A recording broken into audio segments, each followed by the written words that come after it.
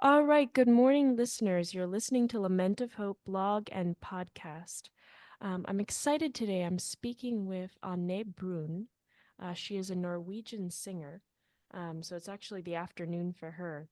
Um, but I have really come to enjoy her music. I actually found it recently, and I wanted to speak with her and kind of get the background for her story and her music, and what she's passionate about. Um, Ane, I kind of to get started, did you always want to be a musician or did you have different dreams growing up or I didn't know that I was going to become a musician until my mid 20s because I was okay. in my teen years. I was a gymnast and a dancer. But on the other hand, my mom and my sister both are musicians. So my mom, I grew up with her having uh, piano students at home, vocal students at home, and she also performed quite a lot with different things like jazz, lots of jazz performances, and also she was part of an opera choir. She had a lot of there was a lot of music around us because of her, and also my father was a big listener of music as well, and we grew up in a small town called Molde in Norway.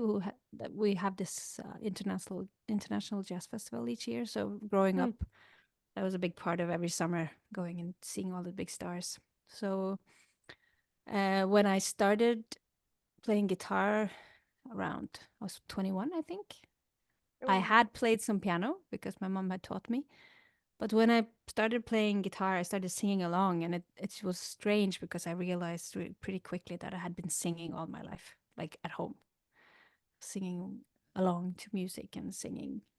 Like it felt natural to sing, and when I heard my voice recorded, I thought it sounded good. So it was something that just came very natural to me, and then I was very used to performing because of dancing and the gymnastics, and so it I started writing music and playing the music in my early 20s, but I was also a student. I was an academic student. I did started law school. I did language. I did culture studies and everything, and then I started moving into music academically, and that was kind of where I started recording my first album. And then when the first album Okay. came out, uh, it became uh, it became rather like uh, busy at once. So I kind of went from being a full time student with lots of part time jobs to becoming a musician like in 6 months because everything kind of Oh changed. wow. So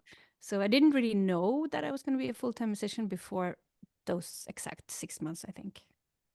But it was a What passion that was a passion that kind of woke up in me in my early 20s. do you know because for most people, at least that I've talked to so far, if they're a musician, it's taken years to build up an audience for them to even be able to make money. Um doing what they do. But you're saying it took quite a short amount of time. What do you think kind of connected with the audience so quickly that for you, you could actually just start a career in music relatively Mm. soon? Yeah, I think it's a mix of different factors. This was also a time in music where you could have a little more cash at hand because you could go play at a cafe and sell 20 albums and go Okay. home with some cash, so you could pay for the taxi, you could pay for the the, the tech you brought with you and the musician or whatever. So there was always like a little bit of cash flow because you had those physical albums to sell. So when you're starting out in the early 2000s, you can kind of have a little bit of cash flow so that you can keep building in a way. And I also started my own label back then. I was very influenced by this American artist called Ani DiFranco, who was a huge independent icon. And she was also the guitarist that I kind of learned everything from indirectly. I learned her songs. Hmm. Uh, so when I wanted to do my first album, I was kind of like, I want to do it independently. And in Sweden at the time, there was like nobody doing it, just maybe one other artist that I knew of that had done it independently. Oh, wow. So what happened was that I released the album independently through a distributor, and just like a few weeks after, I found out that the whole, like all the European offices wanted to release it. And it went from like zero to a full European release. And that also, since that made me sell some albums at the time, that was actually fast money, which it is not today. So it's a big difference from if you're a new artist today. Usually takes quite a lot of time before you even get any money. Yeah. You cannot sell any CDs, or you can probably sell vinyl if you want to, but that's also expensive to produce. So, uh, and if you stream well, you have to stream really well to get some money. So it's a different way of starting up today. I kind of feel sorry for young artists today because it's a difficult road to walk down, and there's also so many people doing it, and so it's a different time. So I think that was part of all those factors. Since I also had my own label, I earned more on the albums. So after just the first album, I could make another album, and it grew and grew for every album. So I think I was, without knowing it, very smart. I didn't know that I was so smart at the moment, but also I'd had some flow as well. Met the right people who wanted to spread my music, and I toured a lot in the first years as well. Was it hard starting your own label? Was there a reason you wanted to do that? Um, it was hard because I didn't know anything about the music industry at the time. I was Mm. totally green. I didn't know anything. I don't know if you say that in English. You say it in Swedish, that you're green when you don't know anything. Do you say that in Yes, English? Yeah. yes, we do. Okay. Cool. Yeah. Um. So I kind of learned as I went along, and then I met the guy who helped me out, and my then manager to help me out, and we got these deals together and everything. So I kind of learned through the years, but I think that the year before my first release was very stressful because I didn't really know what I was doing. I did decide to do it on my own because I had this feeling that I was wanting to act faster than the business would act. That Okay. I didn't want people to kind of tell me to wait or tell me to do things in a certain way. Or I think that I've always been a person that likes to do things my way. And now, after 20 years of doing that, I can't even imagine having someone telling me what to do. So I think it's a bit of personality trait, and also, of course, I had that plan B with the Ani DiFranco plan because I knew what she had done, and also, of course, the way she spoke about that. So I was very influenced by that as well.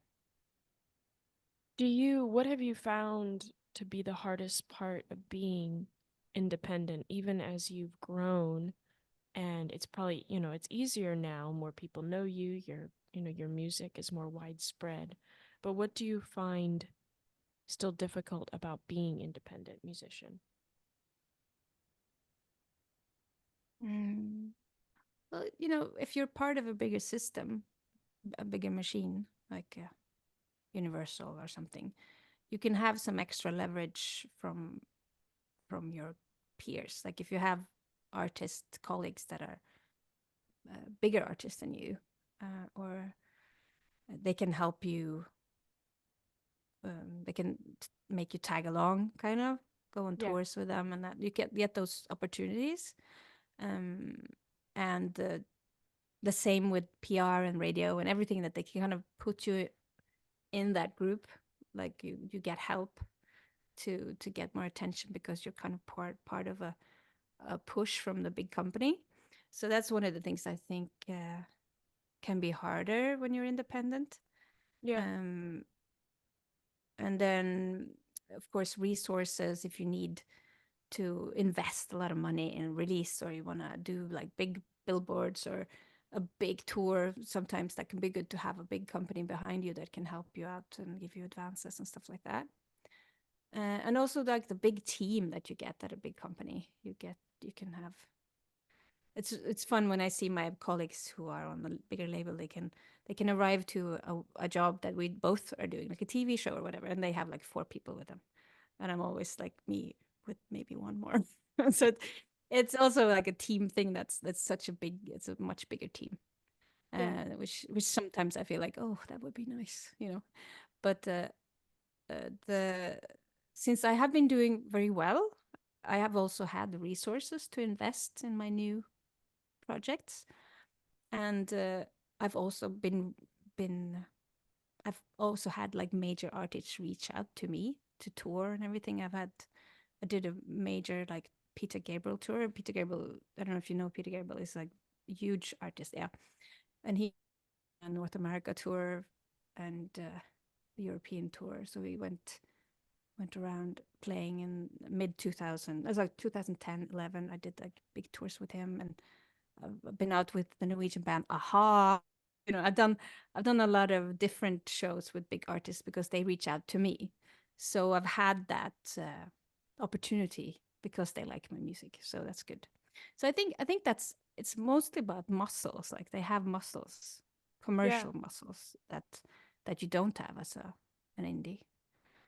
And But then at it the same time, sounds, yeah. I was gonna say though, it sounds like, even though that's appealing, you really just you don't want to go down that road. Because I was also gonna, I'm thinking too, if you have a really big company behind you, they are going to have certain things they want you to do, which Mhm. maybe you're not going to want to originally, or you might even change. Because one thing I've noticed with big labels, not always, but a lot of times the performer does change. Like their brand starts changing, what kind of songs they sing change. Mm. Um, and I'm not sure it's always because the artist necessarily is doing that, as it is more there's a certain trend you kind of have to follow to stay relevant. But I suppose as an indie artist, you don't really have that kind of pressure because you can kind of just do whatever you want to do. Mm. Yeah, in a certain extent, of course. If you want to have it as your income, you have to be a bit compromising. But Yeah. at the same time, I feel it's it's both good and bad, right? If you are an artist that need a more creative uh, advisory function, if you need someone to help you out, if you need an A&R, like you need someone that can help you out to steer your way through. Not every musician or every artist know what they want Hmm. their sound to be. Quite a lot of artists who just wants to sing and be on stage. Uh, but if you are like me, a composer and a singer-songwriter, and uh, it's painful if it doesn't sound the way you want it to, then Hmm. it's hard to be in one of those structures, I think. But there are also good stories, bigger label artists that get to do whatever they want. So it's not always bad. Uh, Yeah. um, it's such a people industry as well. If you find the right people, you might fit. So it's I don't want to totally black, you know, don't want to totally be telling the bad stories about it because I think there are some good Yeah. stories too. But for me as the person I am and the musician and the artist I am, and also the way that I've kind of developed my artistry, I think it's been good for me because I needed that space to just play and not have any restrictions on when to do things, on how to do things. And so for me, in my music development, it's been perfect to do it this way. Is there a particular song that you've written that you think identifies with who you are as a person the most?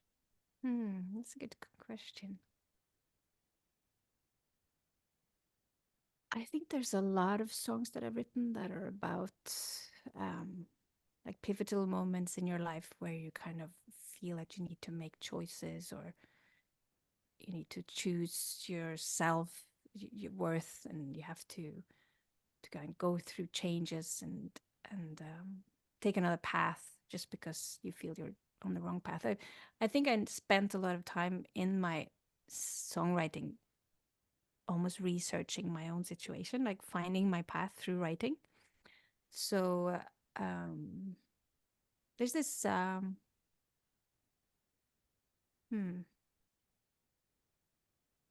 I don't know what that could be. So many different songs that talk about me in different ways, but uh,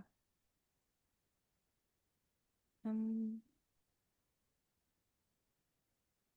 it's hard to say one song. But I think so generally there's a lot of songs about that issue. There's one really lovely song that's called Horizons that I wrote with Dustin O'Halloran Hmm. that has a lyric that is very like,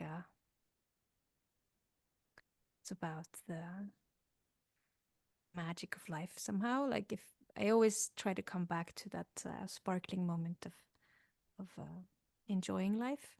Um, Mm-hmm. and then there's that I think that every time I write a song, almost every time, not every, but almost every time I write a song that's a bit about hardship, and I always try to like throw in some hope in there. And I think that's maybe a little bit of my. I wrote there's a song called "Change of the Seasons" from 2008, which is about like a relationship going into uh, I don't know, normalcy mode in a way. And by the end of the song, I was kind of like, I don't want this to be like just an ending song. So I threw in a positive last verse, kind of just to kind of an upside to the story. So I think maybe that's so it's hard to say just one song, but there's yeah. Also there's a song called These Days that also is about like the hardship is in the chorus. Yeah. No, the hardship is in the verses and the hope is in the chorus. So it's I try to a lot of songs that are like that, the contrast between like the hardship and also trying to find the light in Do that. you, do you find it, personally easier to do that in life, to find the good things during the bad things, or are you more like predisposed to be more melancholy about them? So when you're writing your song, it's more of an effort that you want to put in something hopeful at the end. No, I think it's integrated in me to try to look for the light, and I think especially as growing older, I'm not I'm not indulging in the darkness as much as I used to be as a young person. Mm. So I'm finding it easier as I get older to kind of go towards the the light. Like it's almost like I've rehearsed it, so my brain knows better how to go there. My first like I don't know my 20s and also a little bit into the mid 30s. I had a lot of melancholy. I was kind of I had a very strange experience when I just released my first album. I It was out for like 3 months and I ended up in the hospital with lupus in like 3 months after I released the first album. Oh wow. Like very so I was sick for I was out for 6 months and it was the first time in my life I'd ever been really sick. So I was 27 and shit scared. And I think that after that, and also the years previous of that, I was in a lot of stress and everything. So almost like I felt like I grew up. I was a very cheerful girl when I grew up, all through high school and college and everything. And then something kind of changed mid 20s. There was this melancholy that came in that I didn't really know where it came from. And then I got sick, and it really got um, it enhanced itself. It got worse because Yeah. I got really scared from the whole experience. So those first 2 years after my first album, it was a struggle for me to kind of um, find my harmony in my life because I was it's almost like I felt a bit traumatized by that experience, becoming so sick in a very short um, time. And so a lot of my music from the first 10 years are about those kind of uh, labyrinths of thoughts and trying to find my way out of something that was new to me. Uh, and then after 10 years in the business, I went through a similar period of stress and I got sick again. So I went through Okay. more or less the exact same thing. Uh, Was and it kind everything, of was it that the lupus flared up again, or yeah, was it something yeah. different? Okay. And I had flares all through those 10 years, but they weren't as serious. But then in 2012, I got another one that was really bad, and I ended up in the hospital again for months, weeks, and then everything changed. It was really weird. It was almost like I just turned the tables totally. It was almost like I Mm. realized that if I'm scared to death all the time, I won't get healthy. You know, it's like this won't work. It's the fear is making me sick, you know? So it's like this weird insight that came to me uh, in that situation where I kind of just Mm. changed my attitude towards it. And from from when I actually was well again and started living my life again after that, my life has been totally different. It was almost like I had a like reprogramming of my brain. Wow. Because I kind of met everything with a different approach, Mm. and so it was like a serious reprogramming that whole period of being sick again. It was almost like I just started doing things differently, and so the last it's now is it now 13 years ago, I guess, since I went through that. I've been Wow. so fine. I haven't had any flares. I've been I'm in such great shape, and I don't think it's gonna ever come back. And my like my whole way of dealing with life has been totally different, and I'm a lot happier. So Did you darker change? songs are not as often anymore. I Yeah. was gonna say, when you said that you changed your mental mindset, was that kind of, did you see you doing that on your own, or did you have like friends or people that come alongside you to help with that, or how did you make the switch? Because I would think if you had been thinking that way for so long, it must be so difficult to suddenly change kind of the way you're thinking about it. Like, what did that process look like?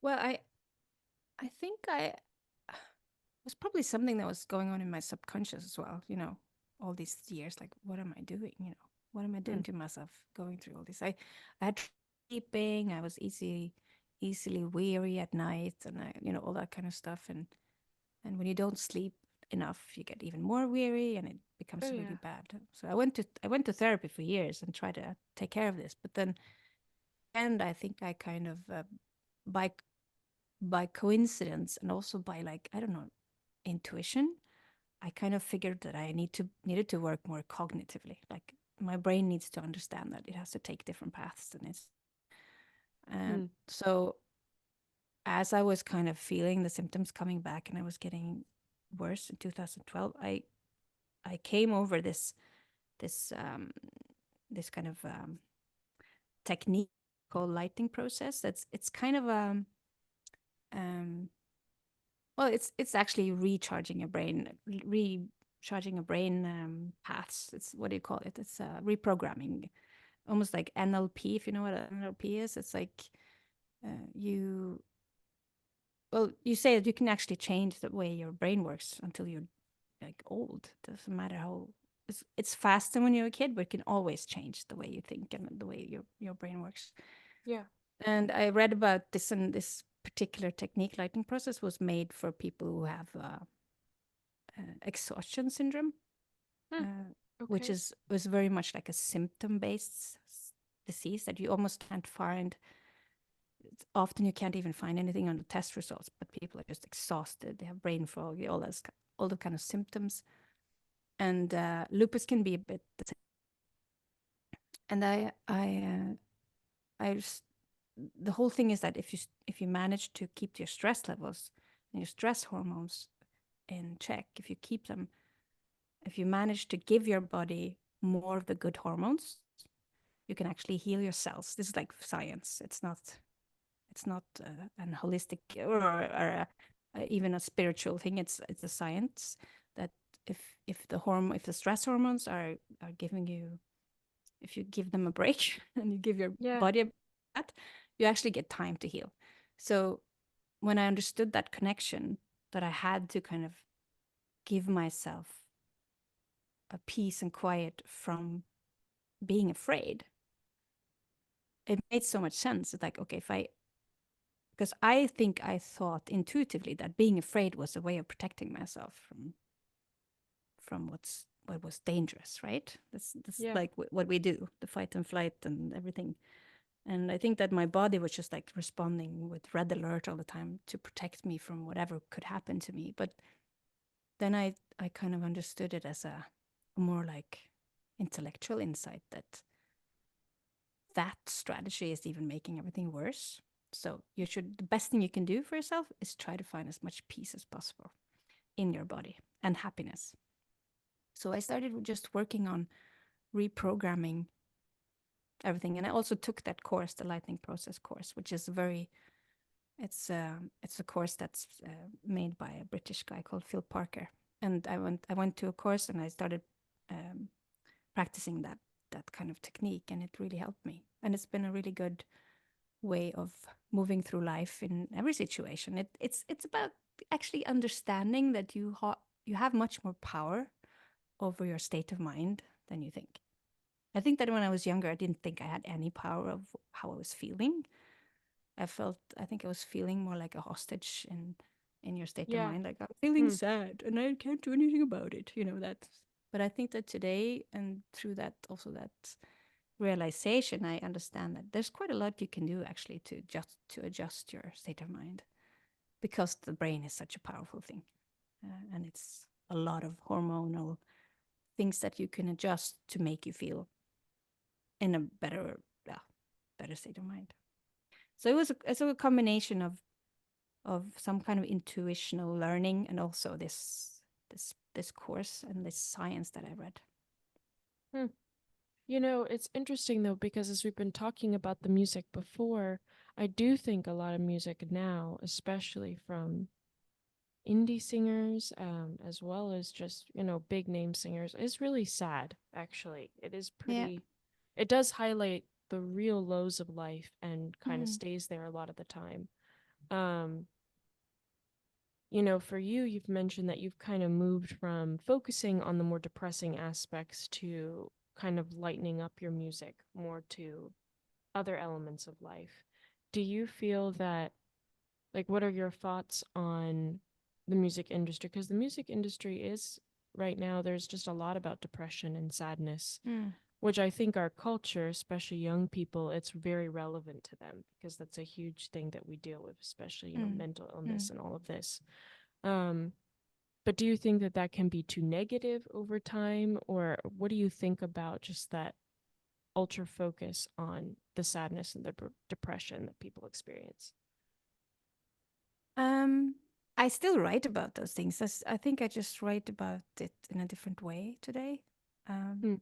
I feel that I do feel a bit like sad for the young people today, because there's so much stuff that looks bad. The situation looks bad. So I do understand that people get a bit disillusioned. But it's also, there's so much more focus on it than when I was young, Hmm.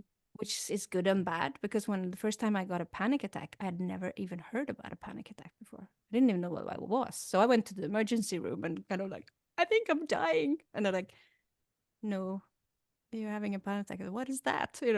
I'd never even heard about it when I was 20. I had my first Hmm. panic attack. So that's the bad part of it, right? I grew up without talking about those things so much. And the good is that today you know what it is, and you know you can get help, and you know all these things, and you can talk to your friends about it, and they know what it is. But I also feel that if we talk about the programming our brains, like the more we talk about depression, and the more we talk about sadness, and the more we talk about hard, difficult things, it can be it can actually make you feel worse, I think. So you have to find the right balance between talking about it and not talking about it all the time, Yeah. because I think our brain connects to what we put in front of our eyes. So if you don't want to feel pain, you can't like talk about pain all the time. It's gonna be stronger. Yeah. So I Hmm. think it's a double thing. Just a minute. Give us Oh, a yeah, little go break. ahead. He's just gonna get his stuff here. Oh, no, you're good. Pass på kabelen min i den her. Om du skal ha med den. Vent, ta den hvite kabelen ut fra den. Det er min, det er hvite kabelen som står i din hvite. Nei, i den hvite der i hånda. Där, tack. Sorry. No, you're good. You can edit this. He's going to work and so he's grabbing his stuff. Is it your son or your husband or? No, no, my husband. He's like, shh. It's okay now. But what does he do for work? He's a tech lawyer. He's Oh, wow. he Okay. works with startups and tech companies in Norway. So he went to MIT that last year actually. Went there to for a master. Oh, So wow. he's in that part of the lawyer business. Yeah. How did you meet him? We met backstage at a show, my show. My friend brought him with her as a setup. We didn't know. And so it was like a meet and greet? Well, it's kind of like after party to one of my shows with Okay. just friends and stuff. So, and then she brought him along as a little. She wanted to set us up. Did you like him right away or Yeah, not I really? did. Yeah. I did. And then we kind of connected after that. That was fun. How long have you guys been married? Oh, we're not married, but we're like I call him my husband since we're so old that it's weird to call him my boyfriend. No, 6 years. Okay. Yeah. Do you find it hard? Like, how do you guys balance the relationship aspect as you work? Because I'm guessing too, if you're as an independent artist, you're pouring a lot of work in. How do you guys kind of manage to still connect and make meaningful time often as you're working out singing and new songs and touring and all of that? Mm. Well, he's also very busy as a lawyer, so we're quite balanced in that sense. Um, we don't have any kids like together. He has older kids, so that doesn't take any time from us. So it works. He comes along sometimes, quite often, to my travels and I think it works. We met as quite grown ups, so we're kind of That's true, yeah. yeah. It's easier, I think. Um, you meet as two kind of autonomous people, and you connect your lives. It works really well, and he come as I mentioned, he joins me a lot on my shows and comes along and hangs out. So Did it's you ever want to have kids or no? not as much as I think if I really wanted kids, I probably would have it now. But because of my lupus, uh, I didn't really, I wasn't really recommended for a while Okay. because it would could be complicated. But as I got really healthy, around when I was about 40, they told me that you could probably have kids now. And then I didn't have anyone, a partner. So I was kind of wondering, should I do it on my own? And then I thought that was too risky, too much responsibility. And then Yeah. I met him, and we were like, do we want to become old parents? Nah. And then it kind of just passed, and now it's fine. I've kind of settled with the idea of not having kids. So Well, yeah, it's interesting because you met him when you were, what were you, how old were you then? Like late I 30s met or? him when I was 42. Oh, wow. Mm, Okay.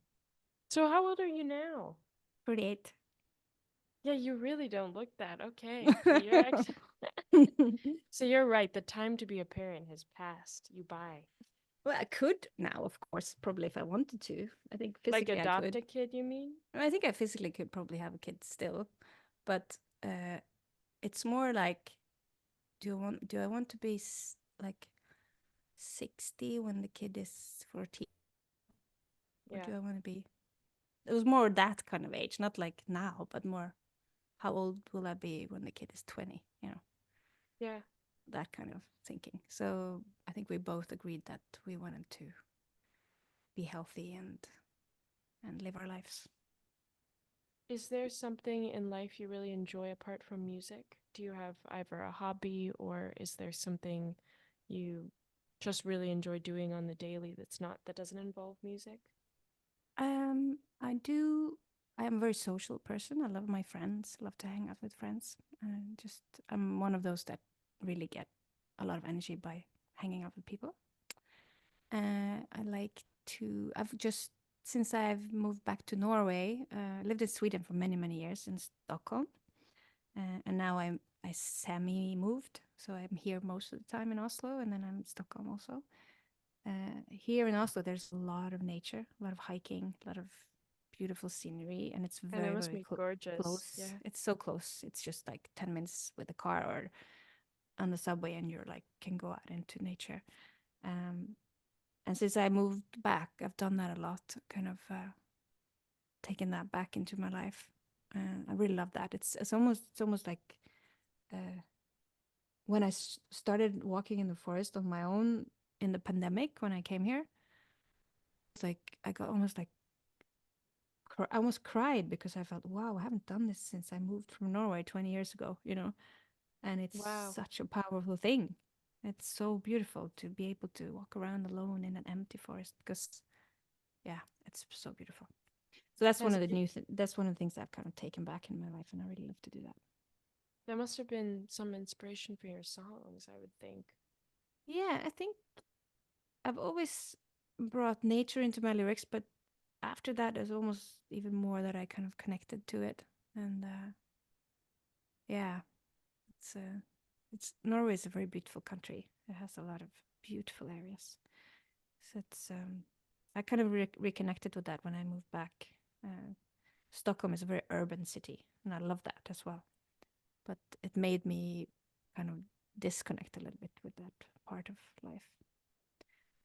So Do you yeah, have like a favorite nature sound when you're walking alone in the forest? Is there a a particular sound, sound? Yeah, that you find comforting? um, maybe like a tiny creek or something, like a Yeah, water, water. yeah, or birds. Just when you walk all alone, you just stop and there's like birds. That's beautiful. Yeah, it's so funny you said that because even this morning when I woke up, one thing I love about spring, because here in the States, when it's winter, it's dead, silent in the morning. And then when it's morning, when it's spring, you hear the birds outside, and it's like the best way to wake up. Oh, I totally I agree. find that really encouraging because it's Mm. just like, because we live out in the country a little bit more, and so that's all you hear. You don't hear Mm. traffic. As long as it's not seagulls. Yeah. I know. But No, it's seagulls are also not that romantic type of sound. No, they're yeah. not. Do Oh, you have? my friend Wendy McNeil, and a Canadian artist, we did a duet together many years ago called "Such a Common Bird," which is about seagulls and like how they're so misunderstood. It's such a beautiful lyric because That they're they're like, misunderstood? yeah, Is that what the you said? sea, yeah, the seagulls are like, oh, the seagulls, such a common bird. You don't listen to them, that kind of. It's a very nice poem, poetic lyric.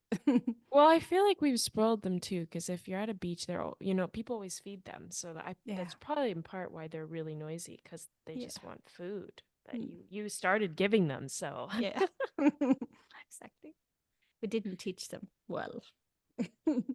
do you are there are there beaches in Norway anywhere? I would Yeah, think, yeah. yeah, quite a lot.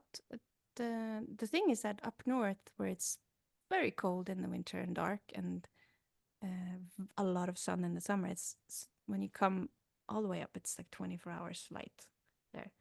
You can find like Wow. beautiful white beaches. Like it looks like you're in, I don't know, and green waters, but it's freezing cold, but it's very beautiful. And then also here in this part of the country, you can get really warm summers, and there's beaches, and so. Wow. Mm. Well, I want to ask you just one more question because I'm Hmm. being respectful of your time. But what's something that you're really looking forward to or you haven't yet achieved in your life that you really want to do? And that can be with music or something personally. What's something that you still haven't done that you want to achieve? Hmm. It's interesting.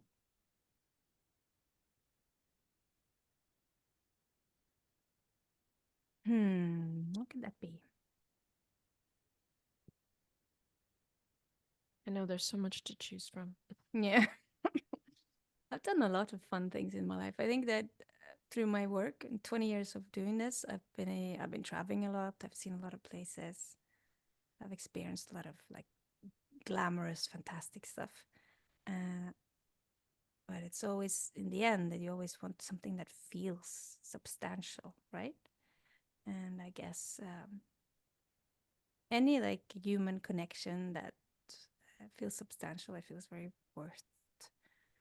worth everything. And I think maybe since I haven't had kids myself, I'm looking forward to the day where for instance we have a grandchild or something in the family, like my partner's side, or that you have a kid in your life that you can get to know really close. That'd be fun. That's one of the things I would like to experience. And also maybe write, have time to write like mm, maybe write like more of a uh, more words, like more lyrics or a book or something.